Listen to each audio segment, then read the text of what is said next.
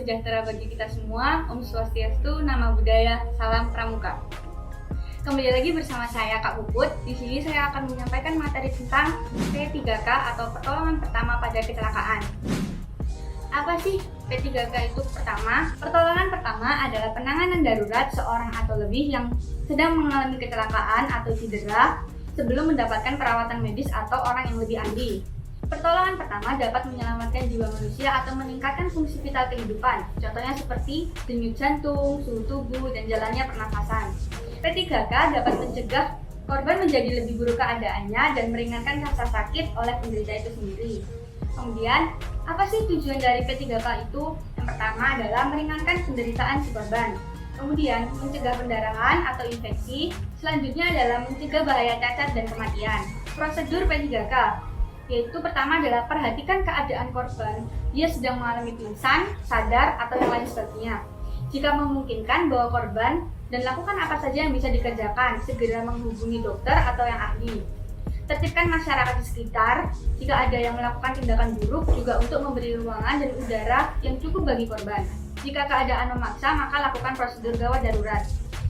Kemudian saat melakukan prosedur pertolongan pertama pada kecelakaan, kita juga memiliki sikap menolong. Sikap menolong yang pertama adalah bersikaplah tenang, waspada, sopan, bijaksana, dan ramah.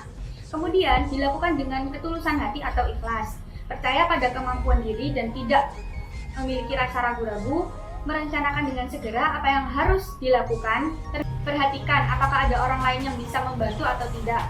Catatan, tetapi harus diingat, apabila terjadi kecelakaan dan kita bersiap untuk melakukan pertolongan pertama, kita bukan dokter. Jadi harus diingat, kita bukan dokter. Oke, kita akan membahas apa saja peralatan P3K dan obat-obatan yang perlu diketahui. Yang pertama adalah kapas, pembalut perekat atau plester, kain segitiga atau mitela, pembalut gulung atau kasa, gunting, pipet, pinset, karet penasat atau putar-putar digunakan untuk menahan pendarahan, bidai,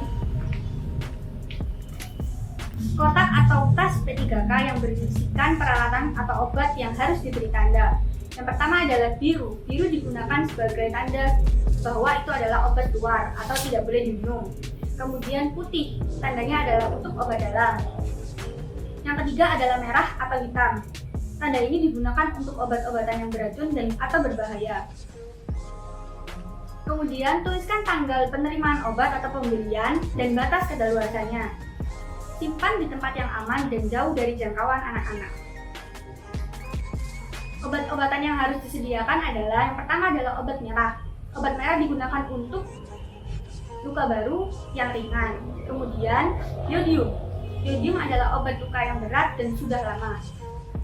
Perbalsem atau salep digunakan untuk obat luka lama. Amonia liquida digunakan sebagai perangsang bagi yang pingsan. Kemudian ada larutan burawi. Larutan burawi digunakan untuk pembersihan luka atau pencucian luka. Ada juga burwater sebagai pembersih luka, bisa juga digunakan untuk mata. Sulfasin digunakan sebagai pengobatan mata yang sakit. Kemudian minyak kayu putih sebagai penggosok atau penghangat tubuh. Kemudian dilanjutkan dengan bubuk sulfanilamide sebagai pengering atau obat luka. Tablet norit untuk obat sakit perut, mulas, maupun keracunan. Tablet bikarbonat sebagai obat sakit perut, mulas, dan keracunan. Tablet tina digunakan untuk penyakit malaria. Kemudian tablet-tablet yang digunakan sebagai pereda demam. Obat-obat tersebut banyak dijual di pasaran.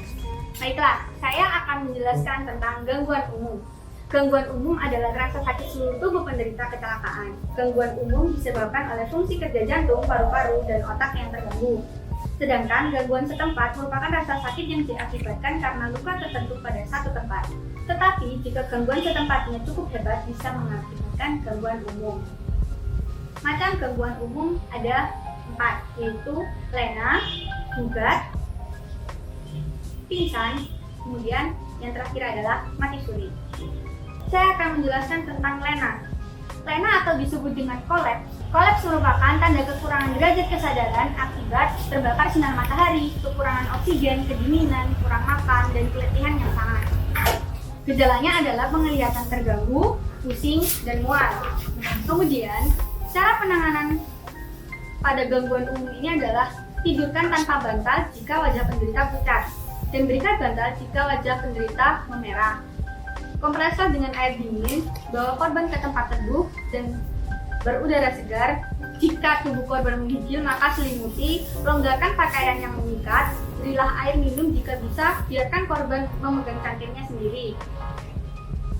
Kemudian kedua adalah gugat atau shock. Penyebab dari gangguan ini merupakan kecelakaan atau peristiwa yang mengejutkan. Penyebab shock juga karena terkejut atau rasa takut, sakit yang berat, pendarahan yang besar. Gejalanya merupakan pucat, keringat dingin, gelisah, dan lemas. Cara penanganannya adalah bawa ke tempat yang teduh, longgarkan pakaian yang mengikat, tenangkan korban. Jika ada luka, hentikan pendarahan dan rasa sakit penderita, kemudian panggil dokter atau yang ahli. Yang ketiga adalah pingsan atau tidak sadarkan diri. Pingsan artinya adalah kehilangan derajat kesadaran.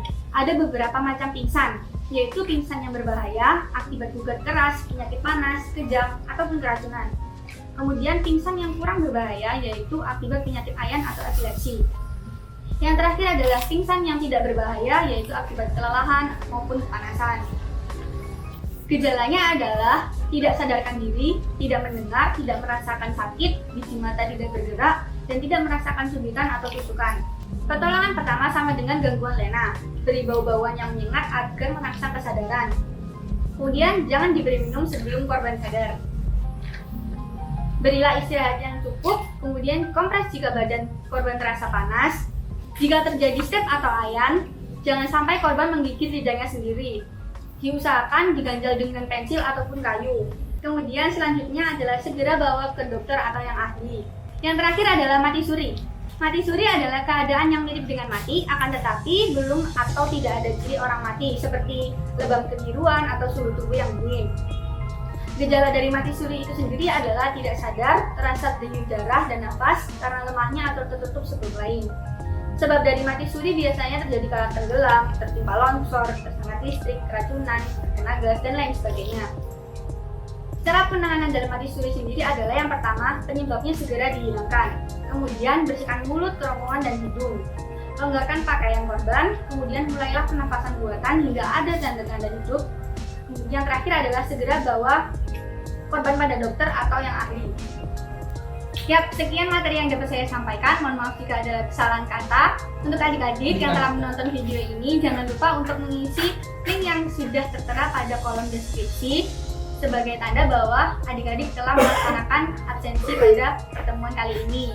Tetap semangat, sampai jumpa, dan wassalamualaikum warahmatullahi wabarakatuh. Salam Pramuka.